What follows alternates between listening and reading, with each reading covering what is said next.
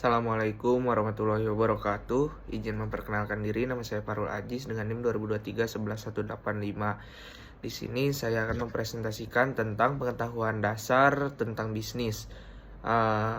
Di sini yaitu bisnis sendiri merupakan suatu kegiatan yang dilakukan oleh individu atau suatu kelompok dengan tujuan untuk menghasilkan barang atau jasa dan mendapat keuntungan. Dalam konteks ini terdapat beberapa prinsip dasar dalam bisnis. Setiap pelaku bisnis mempunyai tujuan untuk memiliki atau mencapai kesuksesannya masing-masing. Nah, di sini terdapat beberapa prinsip dasar, namun yang saya tuliskan dalam resume saya itu ada 6. Yang pertama itu menentukan tujuan bisnis yang jelas. Nah, dalam menentukan tujuan bisnis yang jelas ini, setiap bisnis harus memiliki visi dan misi yang jelas. Tujuan ini berfungsi sebagai panduan dalam pengambilan keputusan yang strategis dan merencanakan langkah-langkah ke depan. Yang kedua terdapat mengenali dan memahami target pasar, yang dimana pentingnya untuk melakukan riset terlebih dahulu di pasar guna memahami siapa audiens target atau konsumen atau produk yang dibutuhkan lebih banyak dari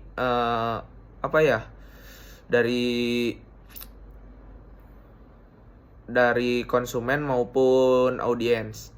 Yang ketiga ini mengembangkan strategi kompetitif, yang dimana dalam lingkungan bisnis yang kompetitif pentingnya mengidentifikasi keunggulan dan kekurangan dan mengembangkan strategi yang membedakan dengan bisnis yang lain. Yang keempat yaitu memantau dan mengevaluasi kinerja bisnis. Pengukuran yang dimana ini yaitu pengukuran kinerja secara berkala membantu dalam mengevaluasi kemajuan dan mengidentifikasi area yang perlu kita tingkatkan. Yang kelima ini mengelola sumber daya secara efisien. Jadi yang kelima ini yaitu optimalisasi penggunaan sumber daya seperti tenaga kerja atau peralatan dan waktu yang penting untuk mencapai hasil yang maksimal. Dan yang keenam ini yaitu tanggung jawab sosial perusahaan atau yang bisa disebut yaitu CSR. Bisnis tidak hanya berfokus pada keuntungan, tetapi juga harus mempertimbangkan dampak sosial dan lingkungan dari operasional mereka. Nah, di sini terdapat kasus tokoh pembisnis.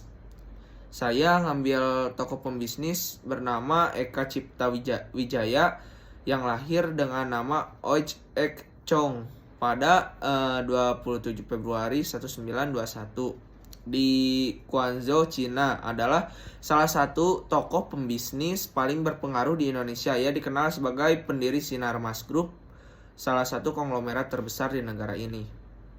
Latar belakangnya yaitu dan awal kehidupan, keluarga dan pendidikan. Eka ini lahir dalam keluarga miskin dan pindah ke Indonesia pada usia 9 tahun.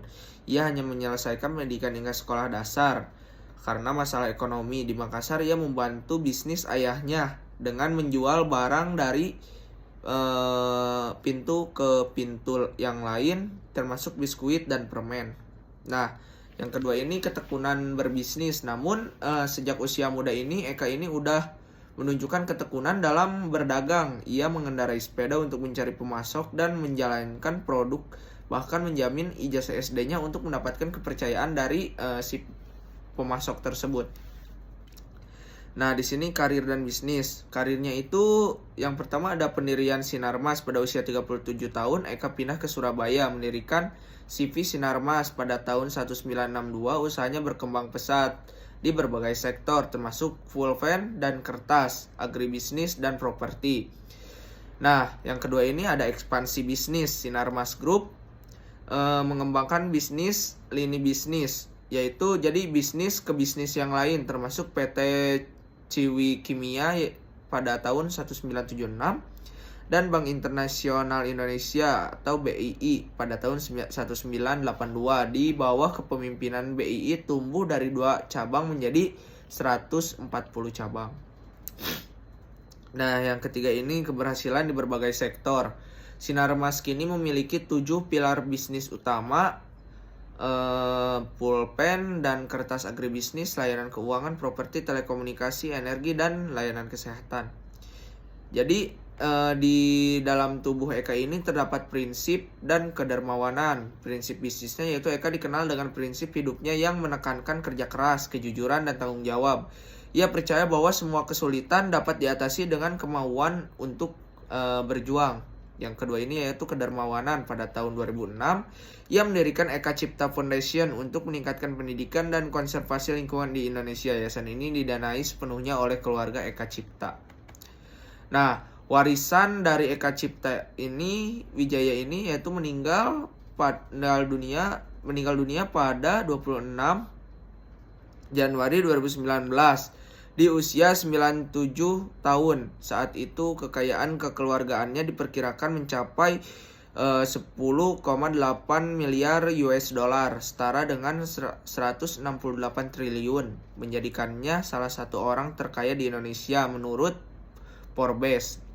Warisannya tidak hanya terlihat dari kesuksesan bisnis, tetapi juga dari dampak sosial yang ditinggalkannya. Melalui yayasan yang didirikannya, Eka Cipta Wijaya adalah sosok nyata dari ketekunan dan inovasi dunia bisnis yang mampu mengubah tantangan menjadi sebuah peluang. Sekian presentasi dari saya. Apabila ada kesalahan mohon dimaafkan. Wabillahi taufiq wal hidayah. Wassalamualaikum warahmatullahi wabarakatuh. Terima kasih.